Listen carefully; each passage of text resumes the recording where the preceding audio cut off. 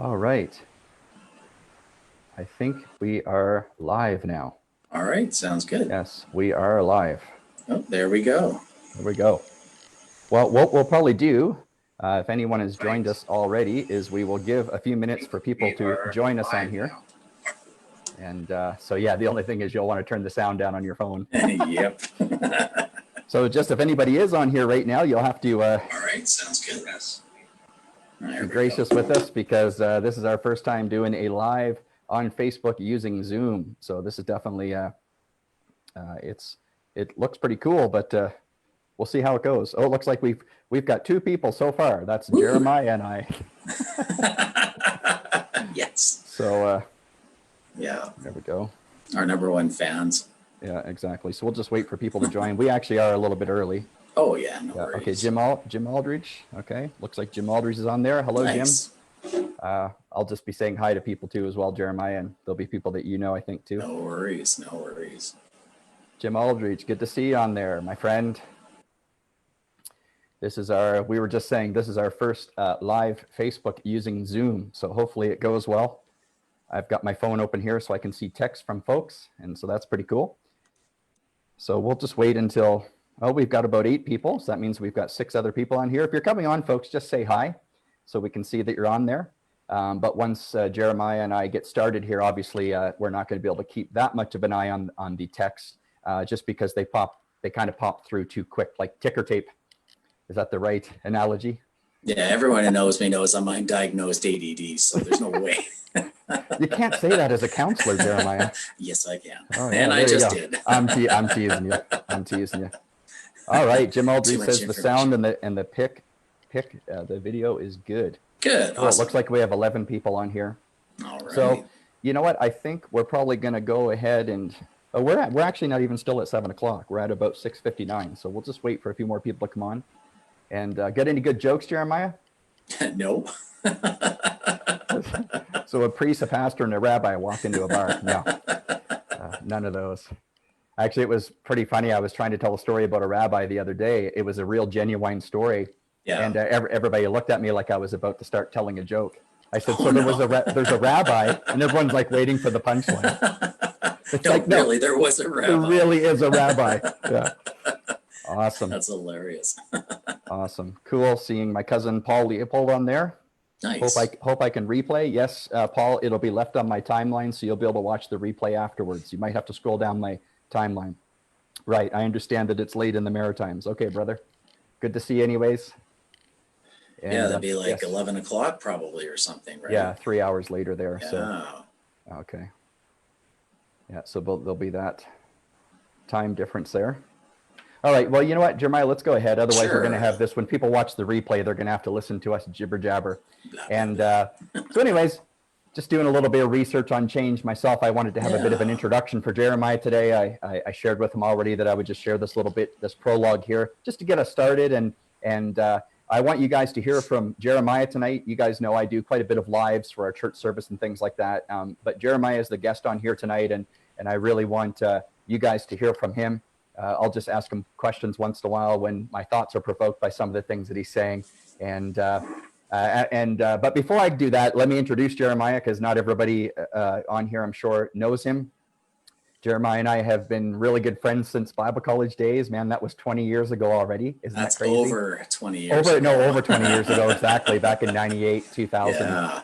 And so, wow. Yeah, I mean, we've, like music, doing worship stuff in church and stuff like that. And we've just known each other for a long time.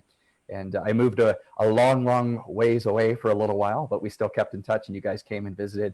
And I can tell you guys right now that Jeremiah has a big, huge heart for people and for counseling. And this has been his passion for years.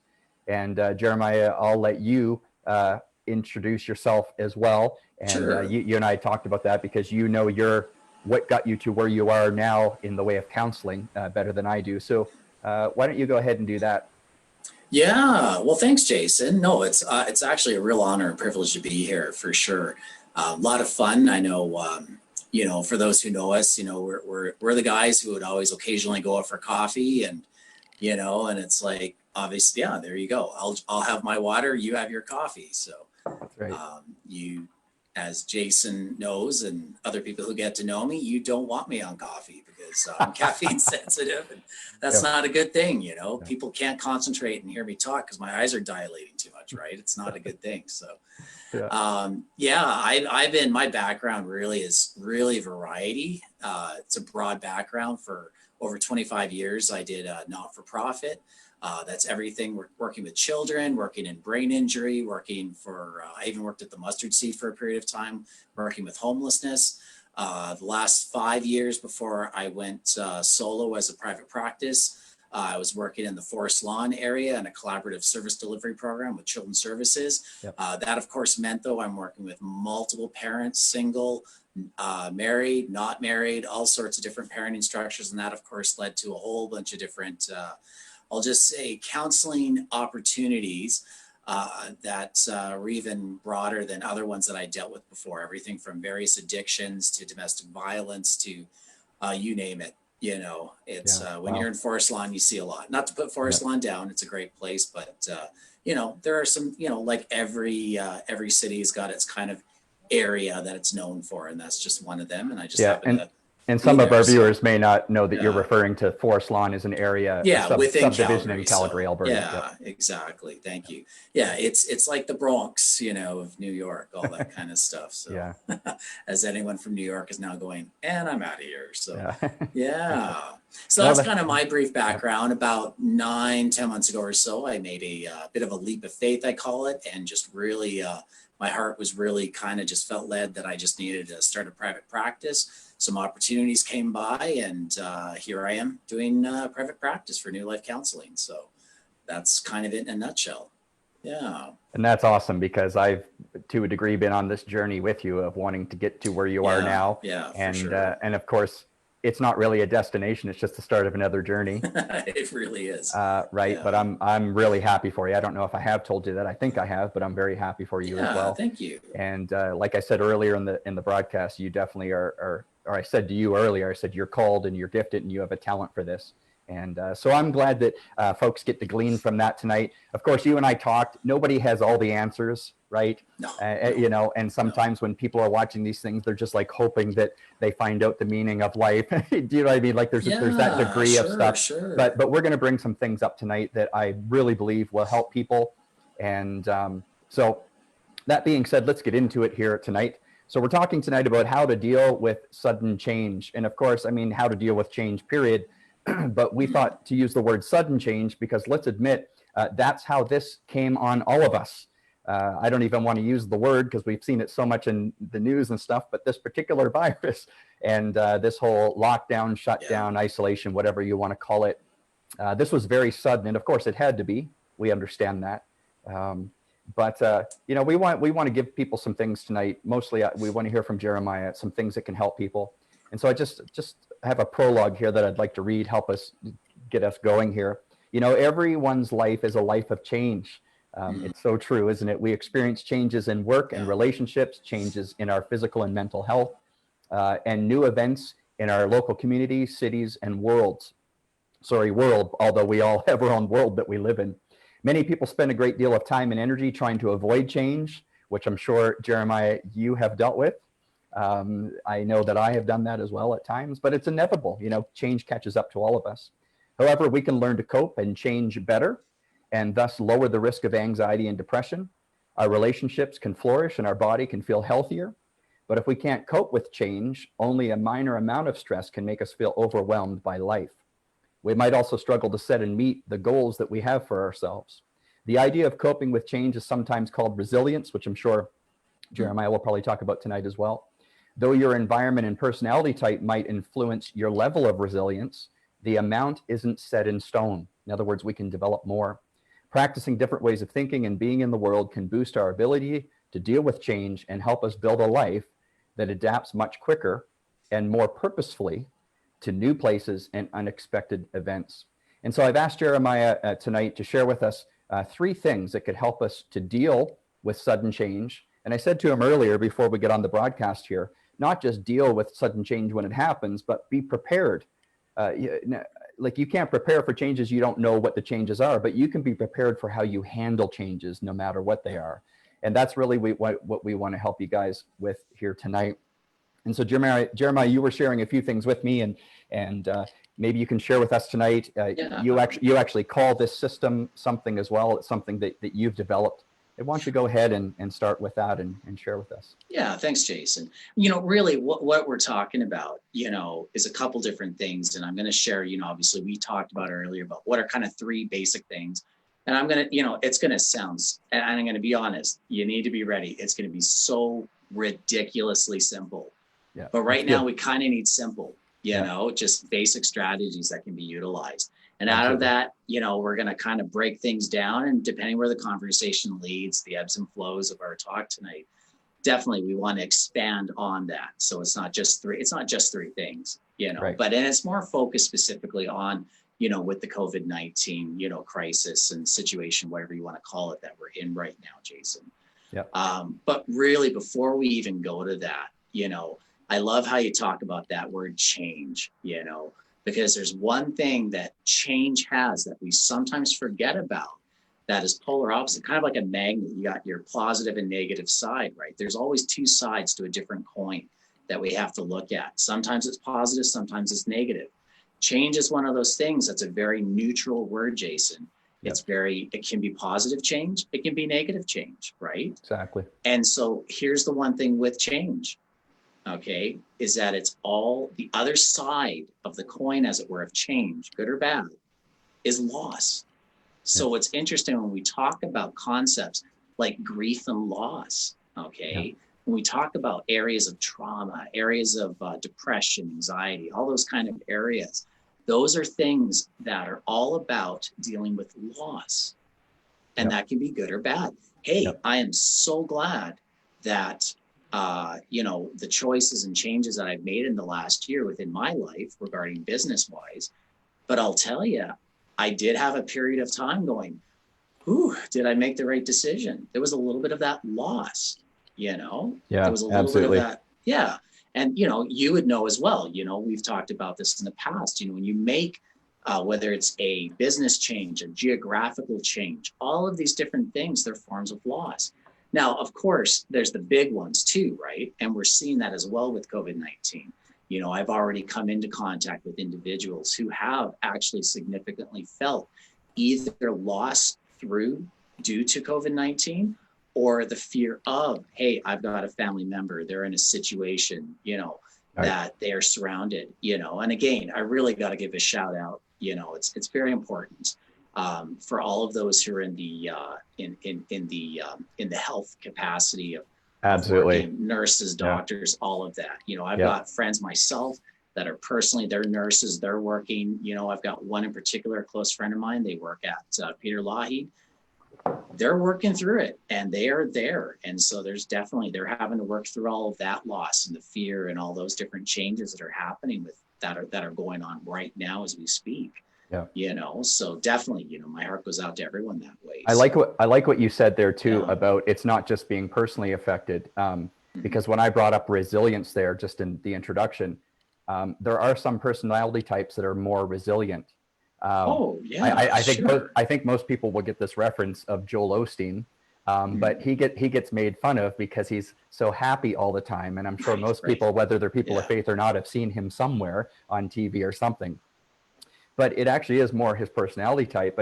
But in stuff that I've read, he has said, that he has to work on things as much as other people. But what I'm saying is, we're gonna have people during this that are going to be more resilient people. But I like what you said. They're going to have people in their lives that aren't as much. And so it'd be awesome too with these things tonight if they can help other people with what they hear as well. So, but what's interesting with that is because of social isolation, because of this new norm that we're all encountering and stuff like that, I'll tell you, I would say on average right now for Canada, at least 3 weeks of isolation that people either have had to impose or have developed and finally gone, no, I need to develop isolation, those kind of concepts. There's still loss within that. And I'll tell you right now, I'm noticing, and I could be wrong, but I'm noticing the introverts, they are going crazy right now because it's like, I've got no one to physically touch. I've got no one to physically be with. You know, I want to just go out. I want to. You mean extroverts? You said introverts. Did I say extroverts? There you go. Yeah, I think just the introverts are. I was testing you, Jason. Yeah, there you go. I think the introverts are completely opposite. The introverts are like, this is heaven. The introverts are 3 weeks away. All right. Because here's the thing. We're all wired for connection, Jason. Absolutely. I don't care if it's, you know, from your background, from pastoring, whether it's someone who's got different belief systems or ideologies. We are all, the one thing that's in common is we are all created for connection. Absolutely. And it's not a matter of if, but when the introverts will also be like, oh man, you know, that's kind of the different, you know, it's like, we've talked about this, you know, you remember that movie with Tom Hanks, he's on the island, Castaway or whatever. Yeah. And he's got Wilson, you know, I believe he was you know, from a character standpoint, he was a raging extrovert and he just needed someone to talk to. Yeah. Now, if it was more of the introvert side of things, chances are maybe give them another 3 months and they would have been then talking to Wilson. You know, you're right. It would be like a holiday for them. You know, those kind of situations, but for sure. Yeah. So, but anyways, I don't want to get off too topic. You know, one of the messages that I've been sharing with clients and everyone alike is really just sort of 3 primary themes, and we're going to break them down and stuff like that. And that is the first one. Well, it's out of that term of social isolation, but we can actually utilize this, and we have to utilize this in a healthy way, in a healthy boundary. All right, is another way that we can use that term. And that is create space. All right. But it's not just create space.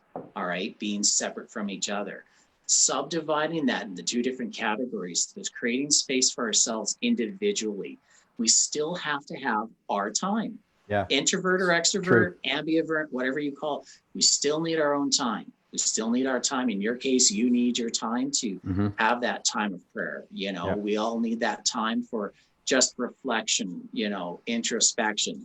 That's maybe a little easier for the introvert side, but we still need that time and space, because here's what's on the other side. And this is our family. Okay. These are our loved ones. These are the people that we live with, that we're with. Now that's a little different if you're single. Okay. And that's a different topic, you know, where we've got to figure out some creative solutions to create that connection. Okay. And we can talk about that as well as we go on in this session. But when we're in this situation, here's what happens. We have to also intentionally create space for family. So this is also an opportunity to spend intentional time with your mom, with your dad, if you're a child, for a parent to spend time with your daughter, with your son, okay, with your family, grandma, those kind of situations. What happens is the 2 get blurred together and those boundaries aren't put together. And what ends up happening is we have clash and conflict. Yeah. Would you call that the cabin fever that we talk about? Oh, absolutely. That's and we are seeing it. Yeah. I'm hearing already reports, and I think we are going to see those reports as we move along down the road. Yeah. I mean, if your relationship has already been in trouble, if it already has been on a little bit rocky and a little bit edgy, oh, you're in this part right here. And that's where we got to create space. So, hey, I'm overwhelmed. I need some space. I want to deal with this. Okay, we got to create some space. All right. And we can talk about that as far as some boundary for relationships and stuff like that down the road. So keep that in the back of your mind there. So the second area, all right. And the 2 and 3 are kind of similar sounding, but there is a subtle difference. The second one is routine. Okay. So out of creating space, we still need to create routine, okay?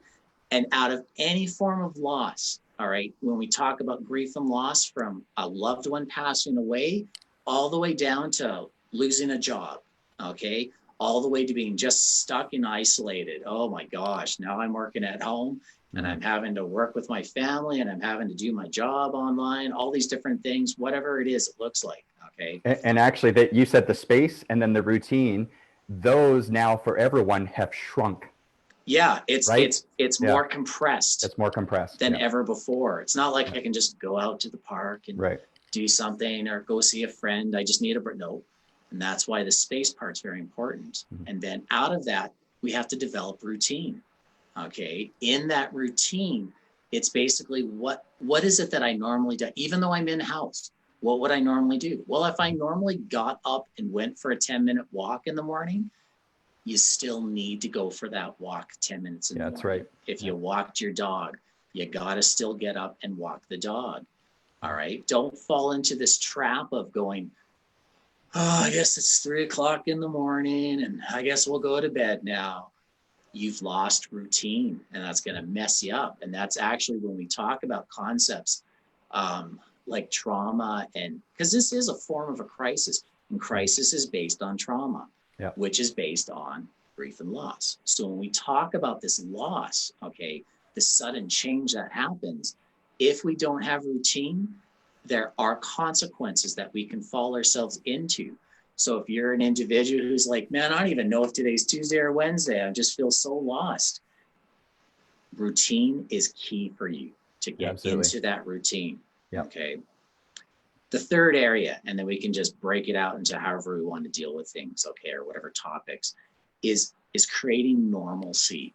It's not just routine and doing things I always did. Part of that, though, is the consequence of doing that is leads into normalcy. Okay. Just so even in my isolation, hey, I'm still doing what I normally do. It creates a normal, hey, this is my new normal. Great. Everyone's saying new normal. That doesn't help.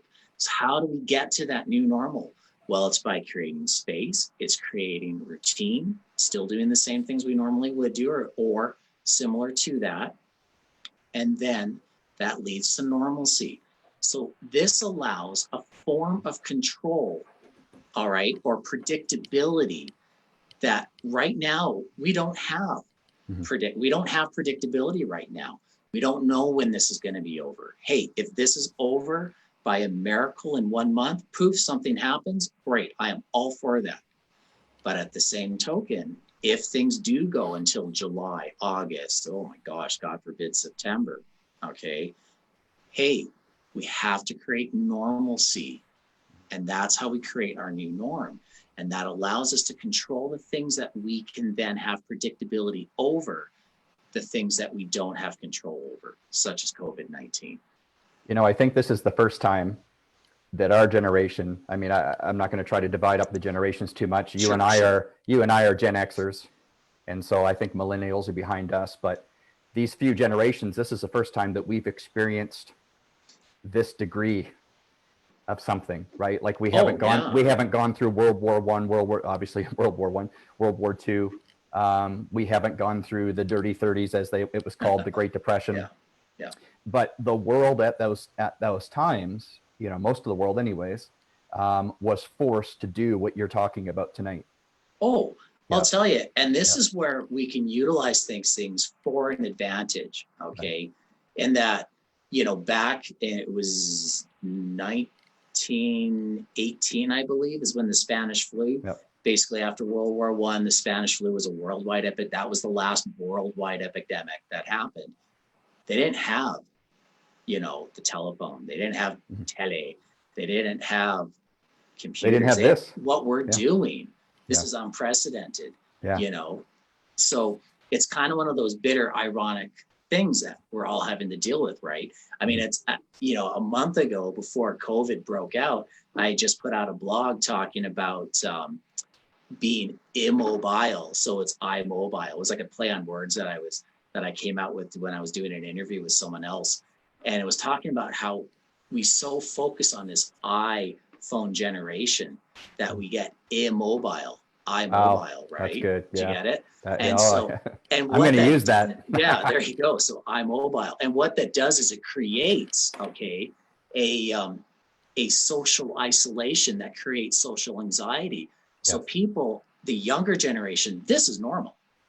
But it also is demonstrated to be showing an increase in social anxiety when I'm actually face to face. In fact, there are people who this is even hard because it's just easier to talk on the phone.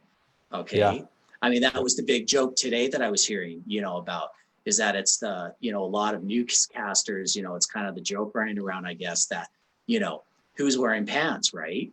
you just see my shirt, and just so you know, yes, I got pants Yes. on. So have to pre-qual that. So I did that for our first live Sunday service 3 weeks ago. I saw that joke got around, and I lifted my leg up and I said, just so you guys know, I'm wearing pants. My wife was over on the couch, and she's just like, yeah. And so, no, this is really good. And so the 3 are create space.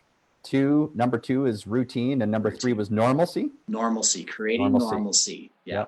Yeah. And that's more of a consequence of the routine, but for sure. Yeah. But we still out of that normalcy, right? And here's the thing too, this is an opportunity as well, if we choose to view it that way. And I don't mean to say it's easier said than done, but here's the thing. It's, if maybe I know I should get up in the morning and go for a 10-minute walk, man, this is a great time to start creating new healthy habits to create that normalcy. All right. Okay. And again, it's not from an unhealthy perspective of what we talk about a lot of times in counseling about, the negativities of control, but I'm talking about the control aspect of creating safety within our life in order to be able to know and be and have predictability within our life, which we need to have, routine, I think that needs consistency. That needs to be understood in a family context as well. So let's say a family, like we're a family of 5. Of course, we're not completely stuck inside. As you said, we can go outside and go for walks. We can do the 2-meter social distancing. But I think to create space too, there needs to be some understanding within the family unit, because if just one person understands this and they're like, hey, I need to create some space, people are like, oh, well, aren't you being selfish? You understand what I'm saying? There needs to be some understanding in the family unit that everybody is going to need their space. This is something as a family that we've understood for years, and you know our family well. One of our kids, our middle child, she's more introvert. So we know she needs space. The other 2 aren't as much. My wife and I are different that way as well. I am definitely not introvert, as you know, as most people aren't. If you know me at all, I grew up. You're going crazy in this time right now. I grew up introvert, though. I grew up introvert, even to the point that people thought I was a snob. But so Mom's like, well, Mom said, well, the Proverbs say he who shows himself friendly has many friends. So I literally made a life decision to become more extrovert. However, if I'm around people for a time, I get charged, but if I'm around people too long, I get drained. Yeah. And that's that introvert side. And just so you know, that terminology has been modified in the last few years to be called an ambivert. Okay. Yeah, exactly. So it's someone who tends to be either one or the other. Maybe they're not even sure which, but they can flow in each one. And that's an ambivert. So that's right. Yeah. So this creates space then. If you're in a family unit, there might need to be what we call, and I'm sure other families do, a family talk. Sure. And to be quite honest, we had that when we saw where this was going. We had the family talk, and we live in a duplex. It's nice. It's a nice duplex. You've been to our house, but we only have so many rooms and space, and so we had to have a family talk, and we had to have a family understanding of what you're talking about, that we need that space. Each of us needs particular space. And you know what? I'm glad we did that, because it's been pretty smooth. Absolutely. Yep.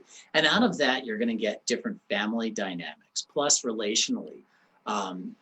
Big, got to give credit where credit's due, but an author and instructor that I really appreciate, her name's Sue Johnson, or Dr. Sue Johnson. And she has a thing called emotionally focused therapy. It's a marriage and counseling technique that's used for marriage therapy. And I implement a lot of her stuff within the work that I do when I'm working with couples. Right. And it's one thing that I find, and this is a very generality, because some things aren't always exact, right? But as a generality, I'm still amazed by her work and what I also observe in the families I work with, and how there's oftentimes what is known as a pursuer and a person who's known as an avoider. Now, it's not to say that one is bad or the other. It's just how they're wired. It's how they've been created, okay?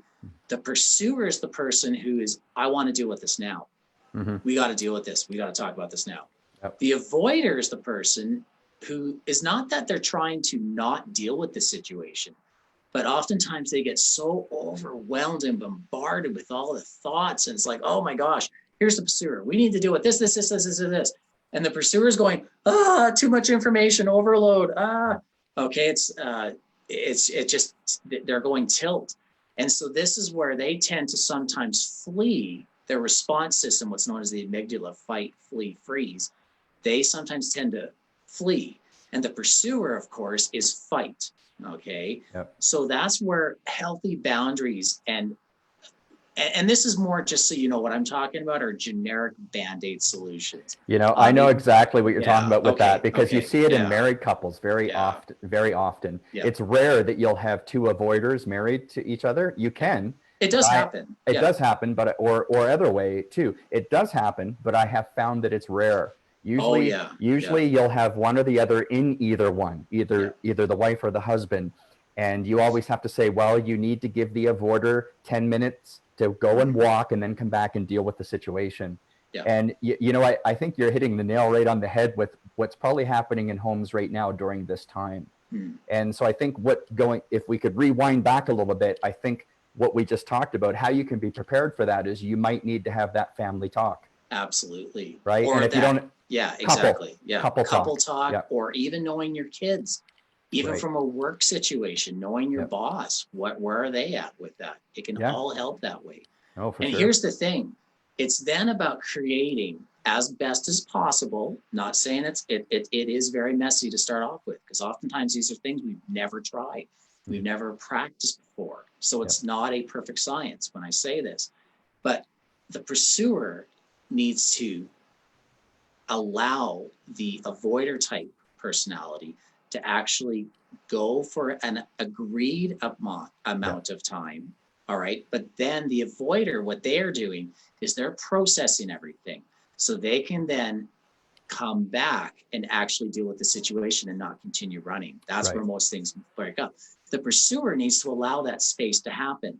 But the pursuer then needs to go in their space and go, okay, what is the actual real topic? What's the real thing that I'm really needing or wanting out of this? Is it really the 10 things that I'm trying to get out of this situation? No, what's the root issue of what I'm feeling or what I need dealt with in this situation? Oh, exactly. And that's what I can talk about. Then the two can come back.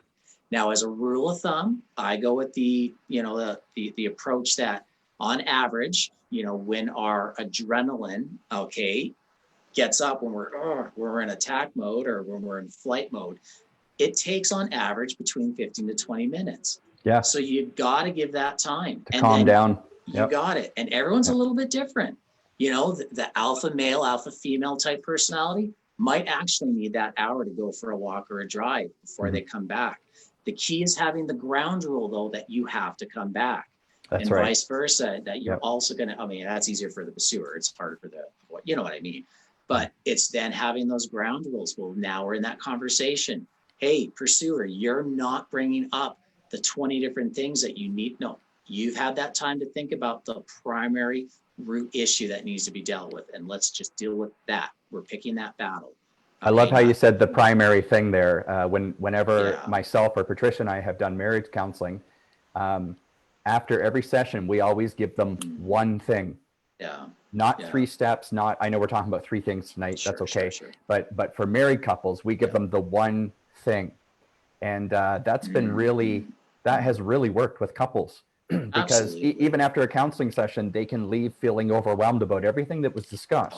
But if you can boil it down to one thing, and during this time, bring it back to the space that we're talking about during this time, Jeremiah, some people are just joining us too, I think. Jeremiah has been sharing about 3 things. Number 1 during this time, and in life in general, not just during this time, is to 1, create space, 2, routine, so maintain routine, and 3, normalcy.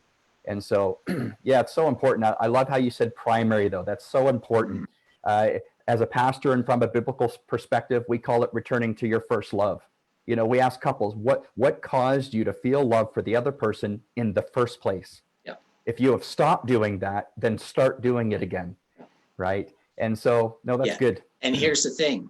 If the couple is at a point in their relationship or they get to a point during this time and it's just not working, this is where marriage counseling is very important. A mediator. This is where, exactly. And this is where, in my role,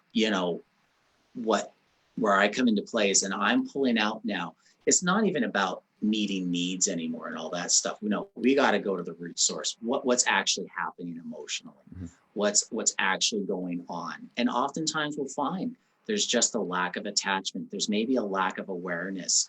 Maybe there is a lack of availability. All right. And that's another thing that Sue Johnson will oftentimes talk about is, are you available? Are you actually present? I mean, we're talking right now, but I mean, I could very easily be like, yeah, oh yeah, I totally agree, Jason. Yeah, I'm here, but am I really here? Am I really available and present? Yeah, you exactly. know, and that's where the counselor can actually come into play and help recognize and catch those little things. I think that's really important towards that. Yeah. It's really important with your children too. I mean, we're talking about spousal, absolutely. but like, especially during this time, I've already heard of a few parents where kids are asking questions like, Mom, is this the end of the world? And stuff like that. Sure. And so, I mean, you really need to create that space. And you already talked about that for yourself and also for the family, but it's very important for children. We always say that it's the married couple first, because you had one another first before you had children, and you will be the best for your children when you're the best for one another, right? But talking about children, we need to create that space for them during this time as well. And then skipping ahead a bit into routine, man, do children ever need routine? I'll tell you, I got to give a shout out to my daughter, Alexandria. Okay. Oh my gosh. I was so proud of her this morning because she's been working through some fears and some stuff, and, you know, and just with everything going on, because a lot of changes, a lot of like, oh, it's online school. Okay. Well, yay. You know, not everyone's created to be self-learners. Okay. Some people need that interaction within the school system. Okay. And this is where the number one thing, how do we create routine if we've gotten out of routine? What do I do, Jeremiah? All right. Well, it's not just me, but this is just what other individuals, like some of my information even that I share, another guy, his name is Dr. Bessel van der Kolk. He's a medical doctor, PhD, and he's a trauma specialist. Okay. And one of the things that he recommends, and I recommend as well, is just creating predictability. How do you create predictability? Have a schedule. Whether you do a schedule by, you know, whether it's a manual, writing it down in your notebook or day timer, whether it's on your computer, on your phone, create your schedule. Well, my daughter, Alexandria, this morning, she's like, hey, Daddy, do you know what I'm doing? Oh, yeah, what are you doing? You know? She's like, oh, I schedule my school in. I schedule where we're going to have supper. I schedule when I need to do this. And there you go. Oh my gosh. She is on step one to success. If this goes on till July, August, etc., because she will now have the beginning pattern of creating predictability to be able to now create normalcy within her life. Oh my gosh, that's awesome. And that's so powerful. You know, one thing I think has been great about social media, because there's definitely things about it that aren't great. We know that it's a neutral source, just like the internet. It's not bad, good or evil. But what I love about what I've been seeing on Facebook, and I'm sure a lot of the moms, if there's any moms watching this here tonight, have appreciated, is moms are sharing things and resources to help with routines. A lot of parents, moms especially, have been noticing that the kids are snacking all day. And I saw one lady, she had this amazing idea. She had 3 kids, and so she had plastic baskets, all 3 different colors, with snacks in there for the day. So the kids weren't just going and raiding the cupboards and draining the groceries for the week, but they had those snacks for the day. And so I think that's really great, because that there even had to do with routine, right, for children. Well, I'm now going to take some notes down. So this is a great thing about social media. That's so cool. It can help with things like that. Absolutely. Yeah. Well, and here's the thing. When we have social isolation, part of that thing is a loss of connection, you know, and even though, and here's the big term, you know, another term that I want to share is the term that it goes like this: similar, but different. Yes. You and I, we would normally do this and go for coffee, and we just be talking like what we're doing right now, you know? And yes, it is different. It's not the same. You know, many of my clients, you know, it's this actually what you're seeing right now. I might change the angle of the room for fun, just to spice things up a bit here and there. But this is video online counseling. Yeah. All right. If you were a client and I was talking with you, Jeremiah, what are some suggestions? Or, hey, I'm having some issues. Let's talk about things. This is exactly what's happening. What right now, you and I talking and connecting. Now, it's not the same, obviously, as face to face. Yeah. But what's interesting is there are even studies that have shown for certain topics, certain concepts like depression and anxiety, this medium can actually and has demonstrated to increase in the ability to deal with some of those things. Wow, that's when I read that, oh my gosh, I was blown away, and I was like, that's interesting. So, one of my first questions that I'm asking, with all my clientele has been, hey, how is this medium? Is this working okay? And it's like, yeah, actually, this is really good. They've appreciated it,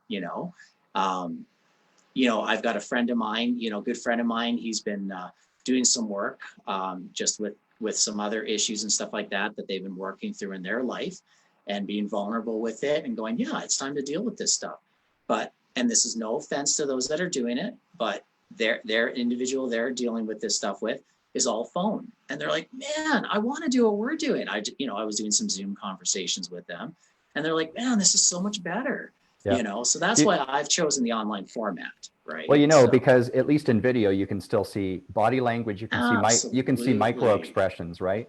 And actually speaking of that, I've been really, as a pastoral care and with my own church, I've been encouraging people during this time, especially. You already mentioned keeping connections with people. Yeah. Use this stuff. It is free. Absolutely. You're paying for your internet, but of course we all do. Yeah. But man, make use of this stuff. We need personal connection with people. It's so important. Here's the thing. If you go for a Tuesday for a coffee with a friend, all right, that's your regular go-to. But I'm stuck. I'm isolated. What do I do? I know it's different, but create a similar but different habit. Keep it up. Exactly. Have the habit. I'm having my glass of water. You have your glass of water. For those of you who joined later, Jeremiah doesn't drink coffee for good reason. Anyways. Very good reason. But no, you're right. We can have coffees. Yeah, we can connect. As a matter of fact, I often, throughout life, I always have peer mentors, other pastors that I meet with. They're not always even from the organization that I'm with, but many times they are. There's one gentleman I meet with at least monthly. And so I said, hey, let's just do a Zoom coffee. And so we're going to do that here sometime coming up. Perfect. So that is exactly, that's exactly what I believe at least needs to happen. And that will help create now out of that. You're not just doing a routine. You're creating normalcy within your life. That's so powerful. That's right. Yeah. Now, here's the other thing that happens with people, Jason, is great. That's all awesome, Jeremiah, but I am still stuck. I'm still feeling stuck with what I'm doing. And I know what I need to do, but what do I do? Well, that is the other area that when we deal with loss that happens with people, especially in these kind of situations, and that's immobility. Mm-hmm. And what we got to do is create a thing of immobility and transfer it over to be mobile, have mobility. Okay. And one of the things that I've actually this week, that's kind of been one of my little mantras that I've been sharing with everyone this week that I've been talking to, and I'll share with you as well and all your viewers here tonight is really, it is as simple. And again, this is that ridiculous stuff that everyone knows, but you have to still do it in order to get going. In order to go from immobility to mobility, literally what I recommend is you literally have to stand up. All right. That's the first thing you do. Stand up. And then, I'm not kidding, take 2 steps forward wherever you're at. Okay. Yep. And even if that's all you do, and then you go sit back down, you have at least done a moment of mobility to work out of whatever you're dealing with, whether it's depression, anxiety, whether it's I'm just so terrified, I'm paralyzed with fear with everything going on. I just heard the news report and oh my gosh, this didn't help me because I've been watching too much news, which by the way, you shouldn't be doing. If that's not your regular routine, if all you do is watch a half hour of news or an hour of news, stick with just watching a half hour news. That's just a little side plug. Right? Yeah. And you know what? I want to speak into that real quickly. Yeah. I really encourage people, don't leave the news on a TV in your house playing all day. Because what's going to happen is you're going to get stuck in following the narrative that they feed you. Yeah. And I agree with you. Like, we're not saying don't watch the news. It's like the old religious church days, right? Don't go to the pool hall. Don't go to the movie. I shared a message last week with our church small group, and I said, you know, what is our world to word ratio? And of course, if we're Christians, we believe the Bible is the word of God. Okay. But I said to them, what is your world to word ratio?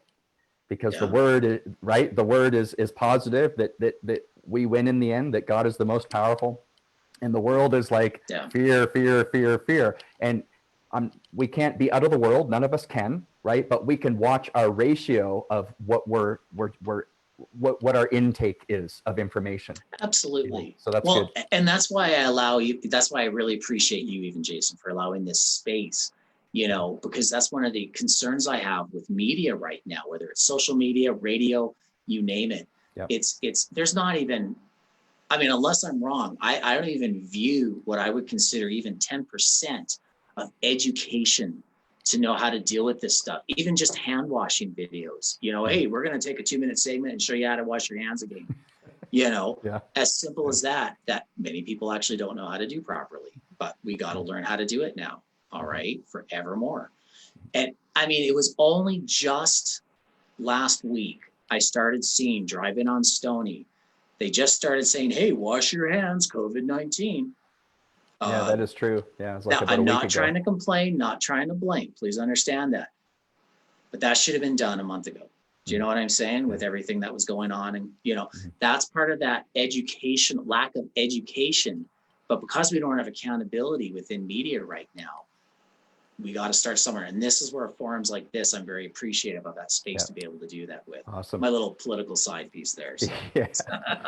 We won't hold that against you. No. All right. That's all right. Yeah. And so I'm just repeating them over and over again, the 3, because there's viewers that are coming on later as well. Tonight, Jeremiah has been talking about, what do you call this? Do you call this a process of something, or your? I'll just say a process of how to deal with sudden loss, sudden change, which is in relate with sudden change is just a friendlier way of saying grief and loss. Okay. And so we're talking about number 1 is to create space. Number 2 is routine, maintaining routine. And number 3 is normalcy. I think I'm just trying, there was something else I wanted to talk about and it slipped my mind. I apologize about that. Sure. It's been a bit of a long day as well. By the way, everybody, thank you so much for being on here. We're going to, at about the 10-minute mark here, in about 5 minutes, we're going to open it up to some questions. As a matter of fact, we might even just do that in a couple minutes.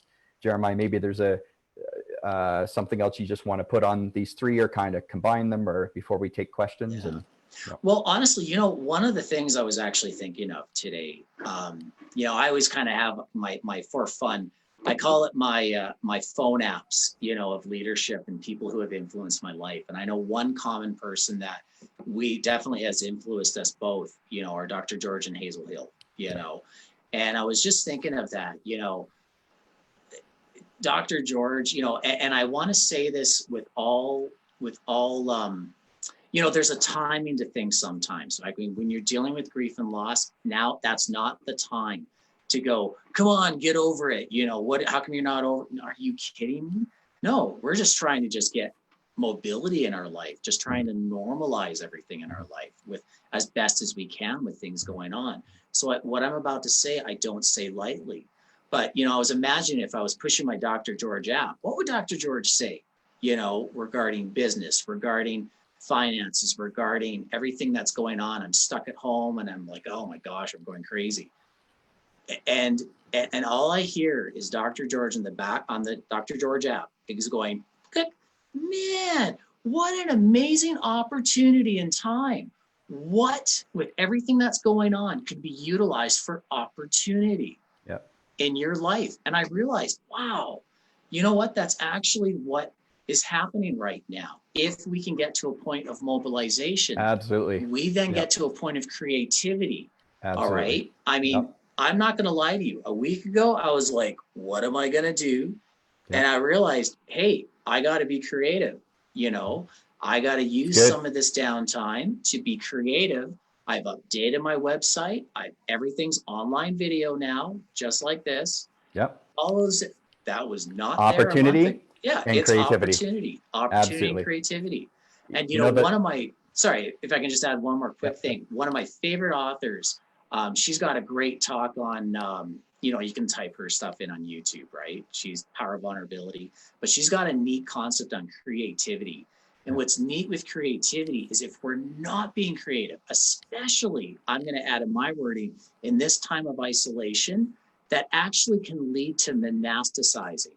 All right. So like when you think of cancer, for example, cancer metastasizes, and that's what causes us to, well, die. All right. So we need to, and this is a play on words. All right.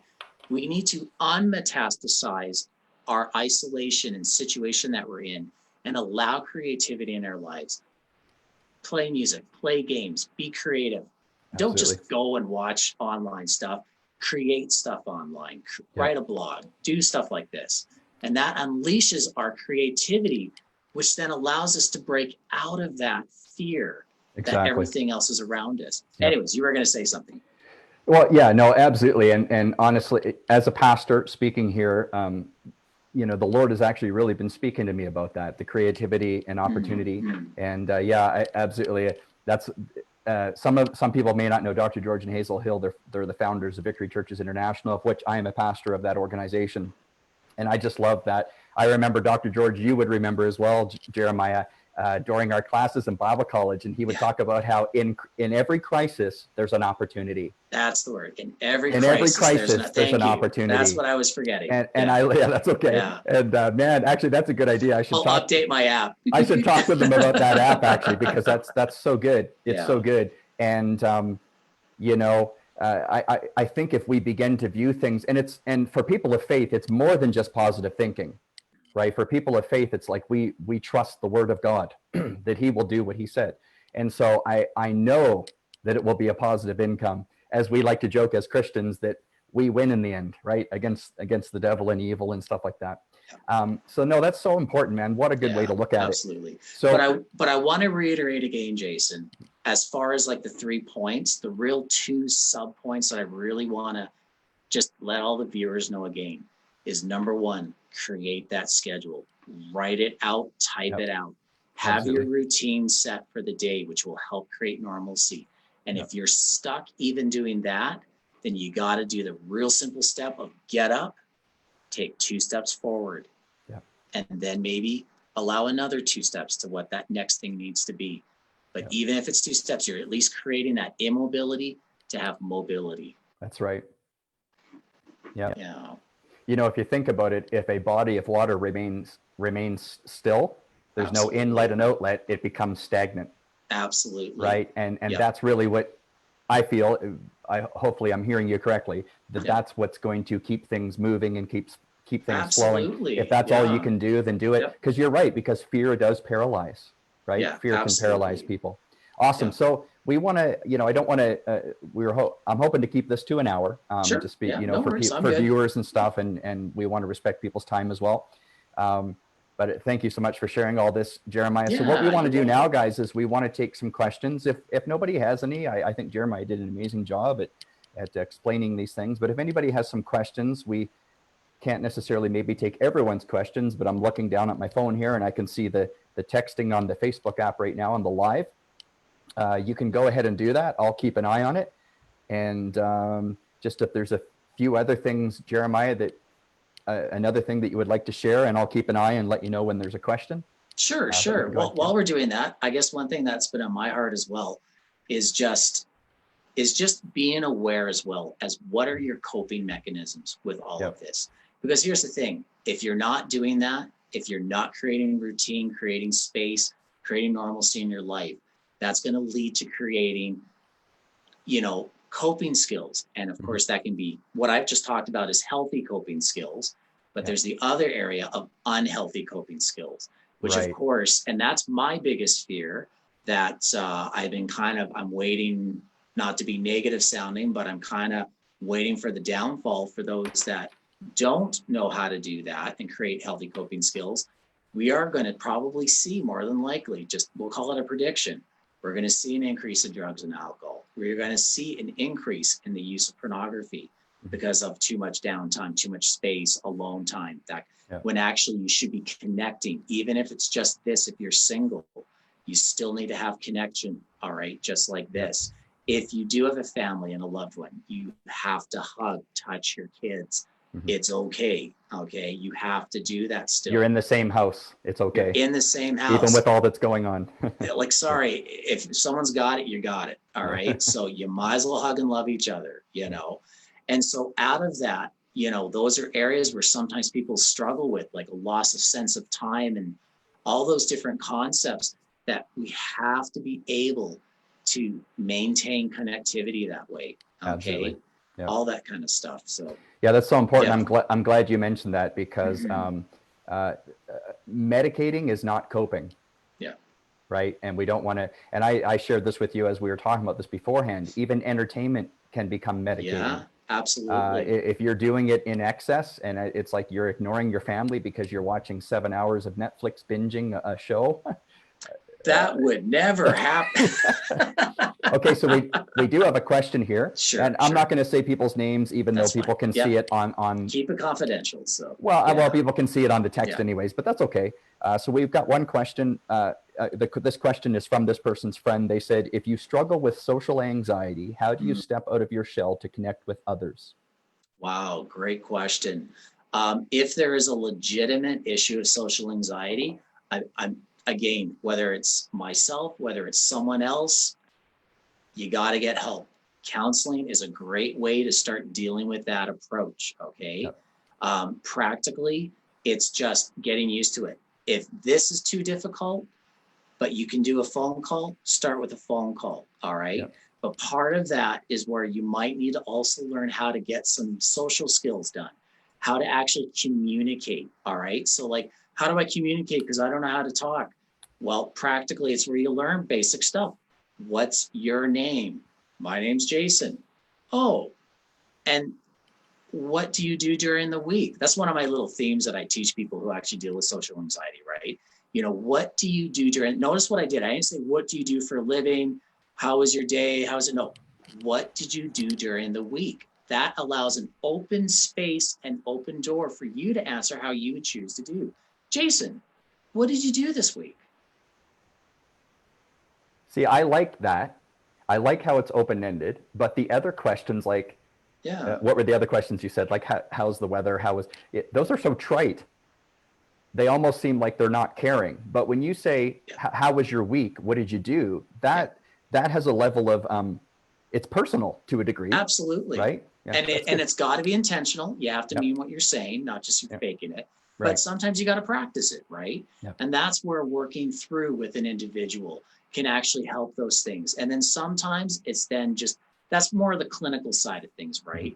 You know, maybe like in your case, you're going to deal with more of the spiritual side of things. I'm going to come in with more of the clinical side of things. And that can actually be a good partnership sometimes, right? Absolutely. Between, let's say, like yourself as a pastor or spiritual leader and myself as the counselor, right?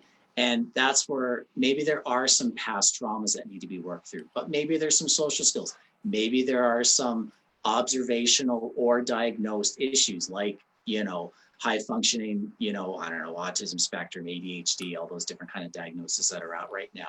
And a lot of those areas, and I mention those because they're areas where sometimes, you don't have the social skills and you haven't learned how to do it. Well, now is as good as time as any to learn how to do it, to break out of that social anxiety.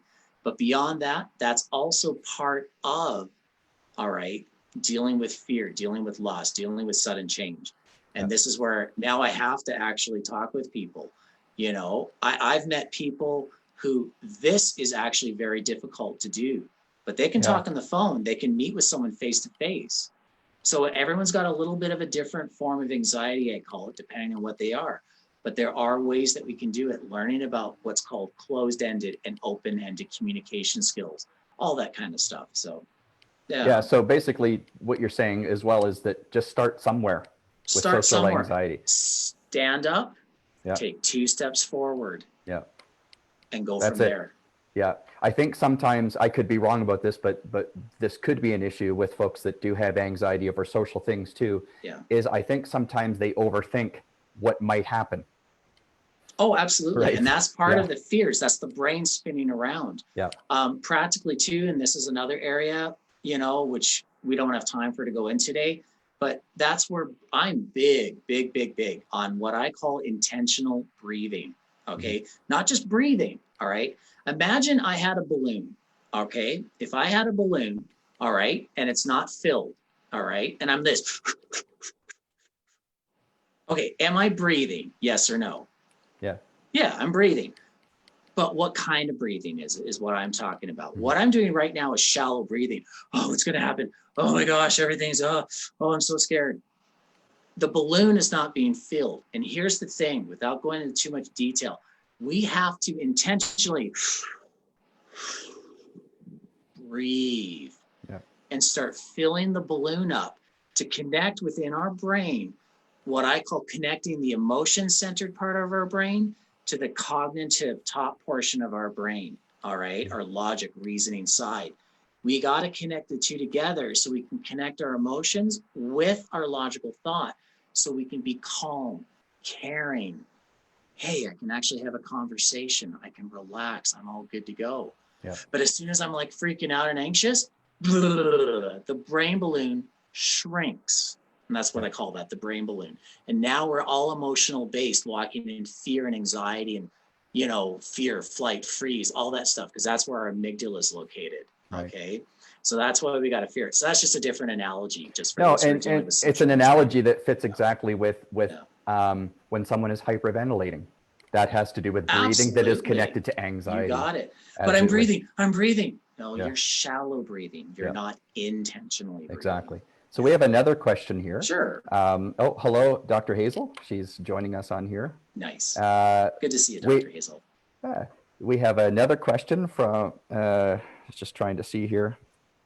How do I create normalcy if I temporarily lost my job? My normalcy is normally connected to work, but now I'm not at work. Absolutely. So it's taking with what you have right now. And that's a great question because a lot of people are dealing with it or potentially are about to deal with it. Okay. Yeah. And that's where it's taking what you have control of right now in your life. So you would get up, for example, even though you're not getting up for work, if you got up for work at 6 a.m. in the morning, now is not the time to wake up at 10 or 11. You got to create routine of still getting up at 6 and 7 and create normalcy in your life, which will then, out of that routine, as I said, will create normalcy.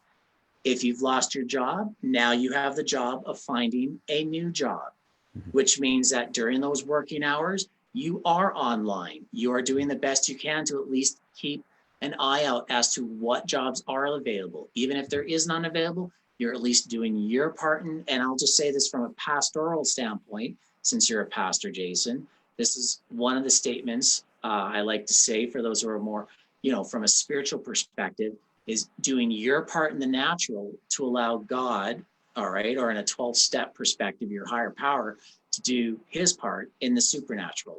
Okay. It's that creating that partnership. So if you're not working, then you're working. It's just going to look differently. If you've had an idea for a business and I'm not saying you're spending $1,000 or $10,000 on this great business idea. No. I'm saying during some of that downtime, use some of that time to start developing some of those things that you've always thought of. Yep. Maybe there's education and upgrading that you might have an opportunity or availability to talk about. We haven't heard that per se yet from the government. Everyone's talking about how can I get my money and stuff. But what about potential educational opportunities? Yeah. If that comes up and you've been unemployed for a period of time, take the opportunity, get educated, continuous education. All right. Yep. And you should be doing that anyways, even if you are working. Yeah. So it's a great time. You and I discussed this earlier to pursue opportunities, because there's always opportunities, even in crises. I mean, we all know, as they say, that during times like this, that the rich get richer. But they don't don't get rich. A lot of people think, well, they get richer because they already had money. No, it's not. They don't just sit and hold their money and get richer. They look for opportunities to use what they have. And even if you have less, you still have something that you can use during this time. That's good. And on a practical standpoint, they bust their butt in that time. Yeah. It's not just, 9 to 5, working on my business, working on my new idea. No, oh my gosh, now I am working 12 hours because Yeah. this has to work. I've got a family to feed. Yeah. Okay. From a practical perspective. All right. That's good. Yeah. Yeah. Yeah. Yeah. And that's No, another and talk. what we're saying is be proactive and you keep the normalcy. I like what you said too, by keeping the same hours. Absolutely. Right? And I mean, when you have lunch, if you had lunch at 11 o'clock because of your weird shift, continue to have lunch at 11 o'clock. Yeah, that's good. You know, if oftentimes when we talk about forms of loss, one example I like to use is, here's the, it's retirement. People who are going through change just in retirement. Yeah. That creates all of a sudden, maybe it's not a sudden change, but many times people are left with going, what do I do now? And maybe you're that cat who is working downtown Calgary and every second day you'd go to the Devonian Gardens. Well, then when you retire, you still need to go take the drive or take the bus downtown and have lunch at the Devonian Gardens. Yeah, but I'm in isolation now. Okay, then go in your backyard and have lunch. Yeah. In nature of some sort, similar but different. It's keeping that schedule like that we talked about children. Yes. We talked about it in regards to children, but we need it just as much. It's a human thing. Yeah. As the old adage or saying goes, that we're creatures of habit. Yeah. And so going that's back to that number one thing, how do I create predictability? How do I create normalcy? Write it out. Create a schedule. Yeah. From 8 until 9, I'm going to go look on Indeed. From 9 until 10, I'm going to go to Udemy and do some self-online learning or something like that. Or in your case, with the organization you're a part of, maybe I'm going to take a Bible college class online. Yeah. Okay. Those kind of things. Maybe you can add a link to that at the bottom, when we're done this, for sure. Those kind of concepts, self-learning, growing, yourself. Okay. In order to help others, all that kind of stuff. Write it out though. Yeah. Now's the time, like never before, to create intentional goal setting. That's right. Not just, I'm gonna maybe start it. No. Mm-hmm. In this year, this is what I'm gonna try to do. 2 to 5 years, this is what I'm gonna do. 10, and what's that? One of my favorite authors in the business side of things, his name's Jim Collins, and he's got this thing where he goes, what's your BHAG? Which stands for big, hairy, audacious goal. What's that thing that there's no way this could ever happen, but if it could, that'd be so cool. You need to write it out. Yeah. Well, you got time, you might as well do it, but you're not going to do that unless you do again the second part, and that's get up, take 2 steps forward, get your notebook and start writing it out. That's right. Get that momentum going. Exactly. And of course, in all this, we're not saying that there aren't times for rest, that there aren't times to. No, so again, that's a part of that normalcy is, well, hopefully your normalcy before all of this or before a big change, hopefully your normalcy included some rest. I'm just being honest, from what I've noticed, being in a city now, we've been here for 5 years, coming from a smaller community, it's go. Yeah. And I think this might be a time of resetting for people, that people also begin to realize the importance of getting rest. And so in saying that we want to keep this normalcy, your normalcy from before might have needed corrections. Yeah. Right? You weren't resting as good as you should have before. And so I think that needs to be a part of that normalcy as well. And you know what? Schedule it. Yeah. There's nothing wrong with absolutely. that. Yeah. And guess what? I hate to say this, and this is not to offend any viewer, but it's not rocket science what I've talked about, what we've talked about in the last hour, Jason. But it's the intentionality of it. It's actually doing it. And that's the difference between going, I know I should do this, to actually taking steps to do it. But what a better time now to actually start doing it. That's right. Some will, some won't. But that's actually, it's funny that you said that, because what's the one excuse that most people use for not starting something that they should? I don't have time. You have time now. So I think we've completely removed that excuse for the majority of people anyways. And it's so true. And to take that excuse out, that's where you have to self-evaluate yourself and go, is it really that I don't have time right now? Or is it that I actually don't want to make time right now? True. That comes back to the avoiders. Exactly. Well, and I'm now making a willful choice. Right. So if I'm choosing not to take a moment when I know I should be writing a blog or doing some education, that kind of thing, I have to tell myself, I am making a choice to not do this. So I am responsible and not blaming others for why I'm doing what I'm doing or not doing what I know I should be doing. Right. Right. Yeah. Absolutely. Well, this has been awesome, man. We don't have any more. We don't have any more questions. We do have new viewers, but I don't want to keep taking questions, or we will be going on for probably another. No worries. And we're gonna have a replay, from my understanding. Yes. So this will stay on my timeline, folks. Just so you know, as I add things, you guys, most of you are on Facebook. You know, as I add things, it'll kind of go down my timeline. But if you go to my timeline, meaning on Facebook, Jason Silver, which you're on right now, obviously. You'll be able to scroll down over the next little bit, but I'll actually keep the link. I'll probably download the video so that I can have it in some way that I can share it in the future if people want to watch it. Like a YouTube video or something, or exactly. Yeah, that's what's great about this as well. Yeah. So, but I want to thank everybody who joined us tonight. I mean, we had the numbers going anywhere from 15 up to I think 26 at one point. So whatever people were able to hear, I hope that it helped them, bless them. Of course, there'll be people watching this in the rebroadcast. Yeah. It's not really a rebroadcast, but that's what they call it after. And so we really did this tonight, folks, for you guys. We really want to help people. I think we all need to be doing what we can do during this time. Jeremiah and I actually, in doing this, are practicing what we're preaching, right? We're looking for creativity, and this was an opportunity that we could help people and hopefully encourage you guys. And so thanks so much, Jeremiah, for your time. Thank you. Absolutely. And I talked to Jeremiah earlier about this, but I'll make sure that after the broadcast, I'll go in and I'll edit the description, and I will put in Jeremiah's information if you would like to get a hold of him to set up some counseling, or maybe you would like to talk to him about somebody that would like to connect with him, and you can connect them with him, if I said that right. And but anyways, I'll put all that contact information there as well, so you can get a hold of Jeremiah. And Jeremiah, right now, you've pretty much moved your practice to being online with Zoom, correct? I am, I'm like, I mean, I am considered, at least right now, my understanding is considered an essential service with what I'm doing. So as a trauma therapist, that's where I'm open. I have to be open for certain situations, as long as within the parameters of COVID, like it's similar with a doctor or nurse. If I'm doing trauma with, situations with with a client, then that's what I'm prepared for. But other than that, everything else is all online. Like what you're seeing right now is what you'd be experiencing if you were a client. Awesome. Yeah. Okay. So again, I'll leave that contact information for Jeremiah so you can get a hold of him, and whatever it might be for a friend, for yourself, either way. And again, Jeremiah, thank you so much. And actually, this is the first time you and I have really connected in this way since this time as well, because we normally connect for coffees and things like that.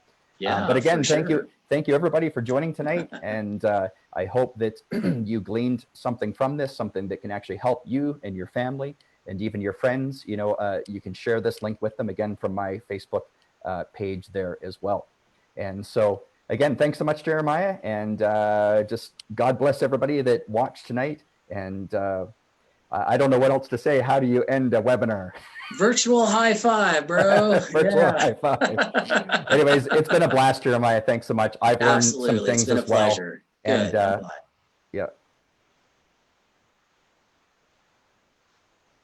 I guess I thought I was muted there. You got to love live. I was like, oh no, I was muted. Obviously I wasn't, because you could hear me. Yeah. So there we go. Good. Awesome. Okay, guys, again, have a great evening. Do what you can to do some of the things, not all the things that we've talked about tonight. I love what Jeremiah said about just get up and take the 2 steps. If that's where you're at right now, again, if you're a person of faith, there's a place where the scripture says, when you've done everything to stand, then just stand. So all if you can do is get up and take 2 steps, then just do that. Do something. And again, love you guys. Bless you. Thanks, Jeremiah. You have a good evening yourself. You as well. Good to see you again too. Yeah, and on your family. All right, sounds good. God bless. Bye-bye.